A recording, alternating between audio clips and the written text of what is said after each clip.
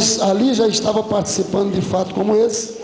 Eu imagino que pregando Paulo em um daqueles lugares por onde passou algumas vezes, procurando cristão para sacrificar e prender, eu imagino que ao olhar aqueles espaços por onde passava, e agora trazendo a mesma mensagem que aqueles homens, aquelas mulheres morreram por ela, via ele o espaço onde muitos ele perseguiu e ajudou a matar. Creio que não teria nada mais terrível na vida de um cristão fiel, lembrar dessas coisas e ver que não podia corrigir, não podia voltar atrás, porque era fato, já tinha acontecido, e ele tem que carregar aquilo para o resto da vida, tendo que falar desse evangelho de amor, de misericórdia. E ele vê lugares onde pessoas foram mortas, foram perseguidas por ele, e agora tem que conviver com isso o resto da vida. Mas alguns acham que não foi nada disso, era para questão física, doença física. Não, olhe, de qualquer maneira, era um homem preocupado com isso, sofria com o que ele chamou de espinho na carne.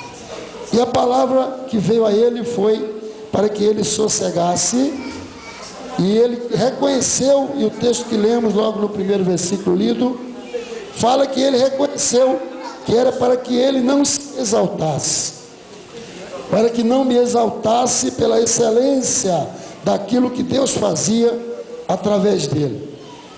E então, meditando, queridos, nós observamos uma coisa interessante: a preocupação de um homem que tinha uma liberdade tremenda com Deus, e que Deus o usava com tanto poder e autoridade, fazendo inclusive aceitar sofrer aquele sofrimento que levou a tantas vidas, agora ele sofrer, para que fosse provado o poder de Deus na vida dele. E esse homem agora marcado por este incômodo. E nós observamos que a preocupação de Deus com a nossa postura mediana e mediadora de servi-lo não está descartada na Bíblia. Deus quer dar o máximo que Ele tem para cada um de nós. Deus quer que sejamos autoridade na sua palavra, nos investe com o seu poder para isto. O Espírito Santo é colocado em nós e ao mesmo tempo nos conduz àquilo que o Senhor quer fazer. O Espírito Santo que intercede por nós até quando não sabemos o que pedimos ao Senhor. Um Espírito Santo que zela e cuida dos nossos passos. Deus coloca mais anjos, e o salmista diz que o anjo do Senhor acampa-se ao redor dos que o temem e os guarda. Uma preocupação tremenda de Deus conosco. E vem Jesus e diz: ide por todo o mundo, pregar o evangelho, e no final termina dizendo: eis que estou convosco todos os dias até a consumação dos séculos. Então veja, a igreja como templo do Espírito Santo, onde o Espírito Santo habita, a igreja guardada pelo anjo do Senhor, e a igreja indo, seguindo a Jesus como comandante, fazendo ou cumprindo a evangelização.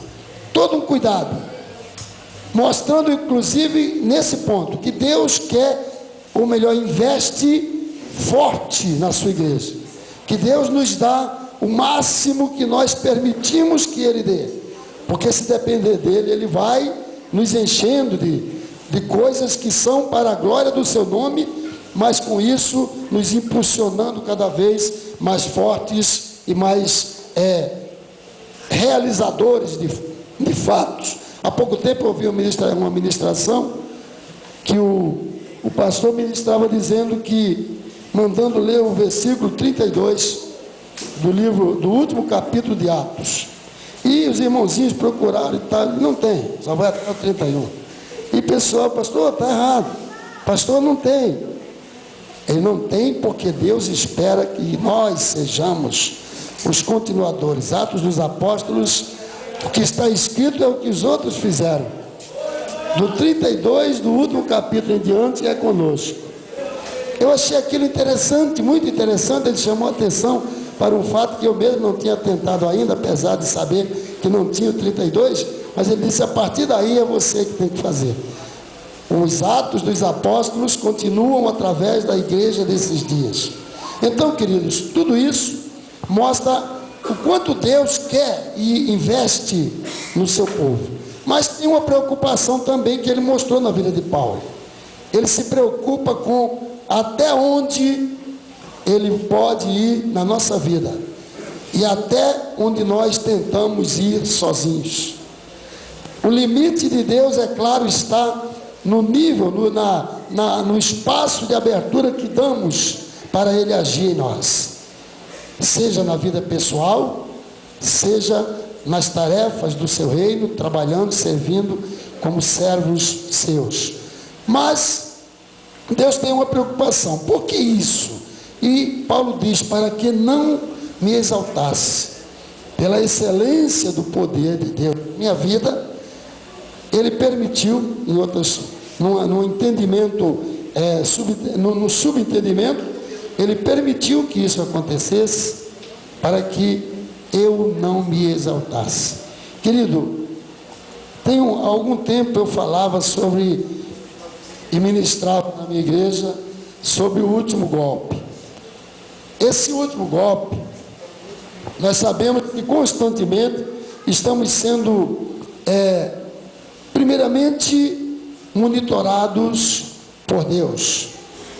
Jesus disse que Ele procura os verdadeiros adoradores.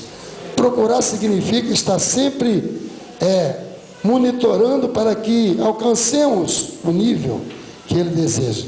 Jesus afirmou dizendo: são esses que o Pai procura, os que o adoram em espírito e em verdade. São esses que o Pai procura para os seus adoradores.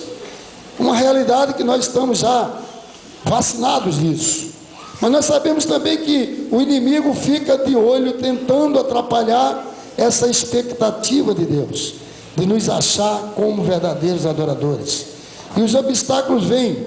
É um inimigo invisível aos olhos humanos, mas ele vê as nossas ações. Então lutamos com um inimigo que não vemos.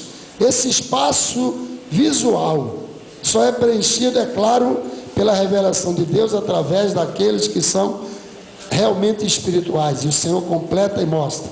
Mas muitos ficam desapercebidos e acabam lutando com um inimigo realmente invisível, mas atacado permanentemente. Deus sabe disso, que ao mesmo tempo que Ele monitora o seu povo, no bom sentido da palavra, não de fazer robô, mas de acompanhar, de ver a toda hora, ao mesmo tempo temos um inimigo que procura toda hora a quem possa tragar. E ao mesmo tempo, queridos, nós temos nessa batalha, que nós denominamos de batalha espiritual, porque é uma constante. Se você não fizer nada, você já está sendo atacado. Se você atacar, claro, você vai ter reação.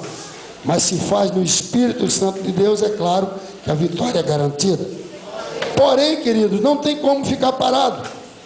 Ou luta ou é omisso. A omissão é uma arma contra aquele que deveria prosseguir. A omissão é uma arma contrária. Não podemos ser omissos. Mas nesse contexto todo, monitorado por Deus, incomodado e vigiado, buscando brecha do nosso inimigo, está um homem também, está uma mulher, está uma pessoa que tem o seu cotidiano, que faz parte da sua vida, onde não pode oscilar. Então, nesse contexto todo, nós descobrimos, ou melhor, nós identificamos que a autoridade, aliás, o poder que exercemos no nosso ministério, o poder que nos faz ser ativos e servidores reais de Jesus, esse poder não pode vir apenas como uma camisa de força. Ele precisa nascer de uma autoridade adquirida pelo caráter transformado. Pelo caráter transformado. Então gera o caráter. Aliás, deixamos Deus trabalhar o caráter, que gera a autoridade que precisamos para vencer as batalhas do dia a dia na nossa vida, porque o crente, o cristão, não tem direito de ser